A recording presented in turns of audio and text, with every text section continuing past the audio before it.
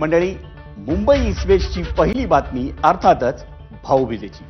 भाऊबीज बहीण भावांमधलं नातं अधिक दृढ करणारा आणि त्यांच्यामधला जिव्हाळा वाढवणारा दिवाळीतला एक महत्त्वाचा सण. तुम्ही आम्ही सर्वांनीच आज भाऊबीज साजरी केली. राज्यभरातील राजकीय नेतेही त्याला अपवाद नव्हते.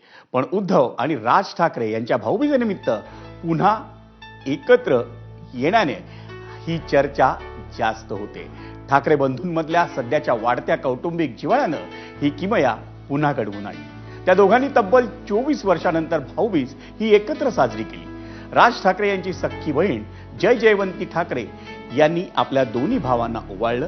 राज ठाकरे यांची लेक उर्वशी ठाकरेनं अमित सोबत आदित्य आणि तेजस या दोघांचंही औक्षण केलं. आणि विशेष म्हणजे या भाऊबीजेसाठी दोन्ही ठाकरे बंधूंचे कुटुंब एकत्र आलं होते. एका परीनं कौटुंबिक तो सोहळा असला तरी ठाकरे बंधूंमधला वाढणारा हा एकोपा हा राजकीय तराजूतही तोलला जाण्याची लवकरच शक्यता आहे.